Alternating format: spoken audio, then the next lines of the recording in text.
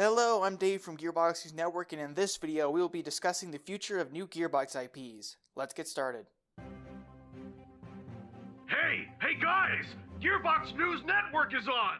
So we couldn't call this a prediction of the future if we didn't look back at Gearbox Software's history in making games to predict their patterns and potential future games, starting all the way back with their first Half-Life ports. When Randy Pitchford first started the company, initially Gearbox worked alongside Valve to port and create add-on content for the Half-Life franchise. With the history of the founders as it is, the developers at Gearbox Software were aching to make a game that they'd been making for so many years prior, and thus Brothers in Arms was born. Brothers in Arms was the game that the founders of Gearbox Software had wanted to make, because the founders of Gearbox had mostly worked for a previous company making a very similar game. So when it was made, the developers expanded on the game and created more of what it was assumed people wanted.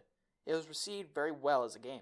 Then, the gaming world was changed forever. In 2009, Gearbox Software came out of the woodwork and surprised everyone with something brand new. They had taken a great risk in creating a brand new IP, Borderlands. Borderlands is a smash hit, and its big brother Borderlands 2 is probably why you're even watching my channel right now. Borderlands was a massive risk by Gearbox in terms of investment and what was expected of the company. It paid off and earned the company AAA status with the amount of copies that it sold, and the community that the game began to foster. So after the 2009 release of Borderlands 1 and the massive success of the game, Gearbox had struck gold and intended to mine it and give people more of what they wanted, and boy did they deliver when Gearbox Software released a second Borderlands game in 2012. Gearbox had a game loved by millions of people, all because of fresh ideas and genre blending that the company had become known for. In 2014, the Borderlands community was given yet another Borderlands game, this time co-developed by 2K Australia. Borderlands the pre-sequel, though not as popular as Borderlands 2, the game is still played to this day by fans. Although things took a seemingly dark turn from a good place in Gearbox Software, after the 2012 release of Borderlands 2 and finalizing the DLC for the game, they had all these ideas for characters and got to work combining them.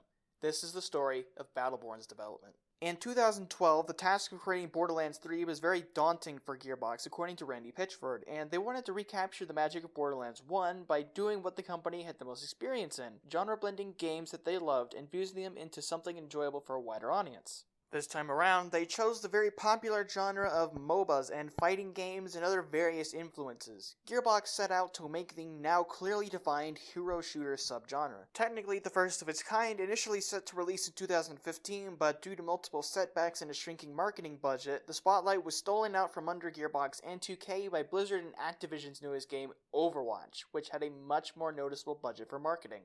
The comparisons between the two games were non-stop, and people favored the more simplistic shooter Overwatch, so by the time Battleborn released, it was a disaster, at least according to YouTube personalities and your average player. Though the game itself did nothing wrong, it was perceived as something that did. The game was judged unfairly by a mishandling of another game, Aliens Colonial Marines, which had nothing to do with Battleborn's development. This time, Gearbox Software took a massive risk, and from an outside point of view, the game failed. Personally, I disagree, but it's easy to see why people would come to that assumption. The game Battleborn, loved by few and scorned by many, became the game to laugh at in 2016 and 2017 when the game went free to play and reviewers got their last jabs in at the seemingly dead-on-release title. Though it's unknown if the game made a profit or not, the game from an outside perspective failed in its mission to capture the heart of MOBA fans and FPS fans alike in Gearbox's genre fuse of the two kinds of games. Now, the history lesson is over and we're on to the present day. Gearbox is in the process of teasing a new Borderlands game, and according to rumors that a new Brothers in Arms game is, or was, in development. It appears as though the company isn't in the place to make massive risks like it was when they made Battleborn or Borderlands, and it's easy to assume that though the developers at Gearbox are proud of their creation, morale and unique ideas must be very low, and overall confidence in generating fresh, unique IPs must not be very high. This is a very sad thing to even think about, as all developers should not be confined to constantly release the same game over and over, only slightly better each dev cycle, and should be free to express the creativity that brought them their recognition in the first place. The future of fresh, new Gearbox IPs is very bleak, at least for the next 3 to 4 years moving forward, although I'm still personally excited for anything that the Gearbox Software team makes, and I'm still very hyped for the future of Gearbox Software and publishing. This is Dave, signing off.